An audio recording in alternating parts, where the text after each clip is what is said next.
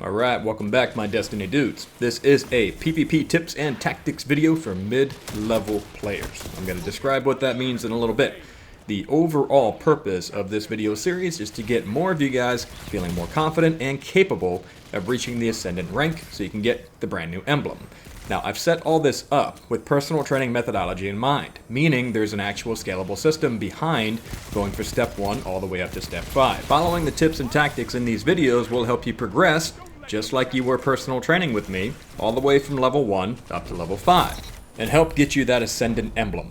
Alright, so before we go any further, quick plug, if you guys are interested in supplements, Prestige Labs is the sponsor of my channel. So if you want something that's going to help you lose weight, get strong, all of that, click the link in the description for 40% off your total order.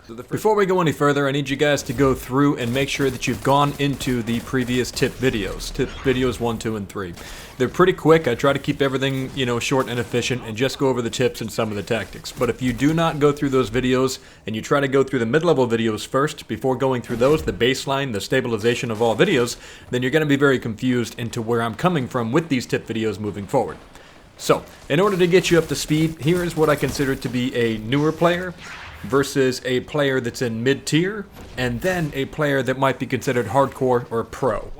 The next 3 videos in this series are designed for people that are within that mid-tier silver, gold, or platinum range in the competitive ranking. And since trainers are all about progressive models, let me show you my rudimentary version of what I've created for PvP progressive modeling.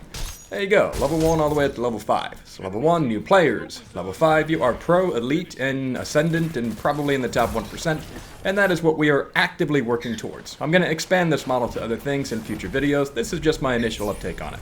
So now that we're all on the same page, let's go over the tip for this video. I say tip specifically because it's one tip, but it's put into 2 different parts. Let's talk about that right now. This tip is about developing your game sense. Developing game sense. Now this is specific. It is not the same as game awareness. Game sense progresses into game awareness. I'm going to cover game awareness as we get further along in these tip videos. Game sense, more specifically, covers both your auditory and your visual. Since you can't cover taste in game, unless one of you guys have figured that one out, the 2 that we're mainly going to cover are the visual part of it, which has to do with your radar, what you're looking at on map, and the auditory part of it, the sounds that people make, and what those sounds could mean. So, I want to go over the visual sense of it, help you get a sense of your radar, since that is a game sense, a visual game sense, and it gives you a lot of information that can be used to your advantage in the PvP competitive environment. So I want you to watch the radar for this interaction. When my teammate is between 30 to 40 meters, there is a blip on the radar that gives you an indication of how far away this person is. He's walking forward slowly. When he hits about the 30-meter mark, 30, anywhere between 20 to 30 meters, the actual bar of it fills in red. That's another outline of the radar that you need to watch for. Within 10 meters is when you start to see the circle fill in red. So that is a really quick tip right there of what to look for within these ranges of someone on your radar. If you can visually use that when you're in-game, you'll have an understanding of how close people are to you while you're playing the game. And it takes a little bit of time to develop this sense, but once you understand the radar usage, how other people are using it, and what information it's giving you, you'll understand how best to move around the map, because now nobody can take you by surprise. You have an exact measurement of how close or how far away they are. One more thing. The radar shows up differently when someone's flying through the air. So, as a hunter uses grapple, or as a warlock does heat rising, those show up as if they're an aerial unit. You'll know to look for that and respond accordingly, or at least know where to look if someone's flying at you using a grapple. One last thing about the game sense of visual is eventually you get good enough at the game that you'll understand who you're fighting based on the armor loadout and based on their glow or whatever they're wearing. So that's how you identify different characters and what threat level they might be, and you can react accordingly. So if someone is a Titan, if someone is a Warlock, if someone is a Hunter, the experience that you have fighting such animal PvP players is specifically going to help you do better or worse in the Crucible.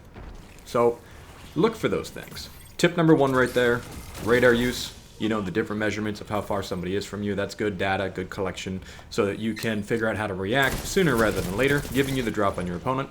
And then the second part of visual is going to be looking out for something that has to do with what they're wearing so that you and your teammates can identify who you're up against and you can decide whether or not it's time to disengage or move forward and take the enemy out. So that is my first tip for this one. The second one I'm going to cover has to do with the audio cues, and there's a ton of them. Audio clues in this game are literally everywhere. So I'm going to show you one really quick because this seems most relevant right now since there's so many Arc Titans in PvP at the moment.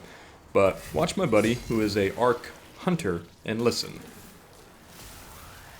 Now as soon as he progressed into that Arc run, you could hear it kick in. On the enemy team, it sounds a little bit louder than that. So that's something worth notating right there, especially if you know your teammate just got taken out. So you don't want to be in the way of that.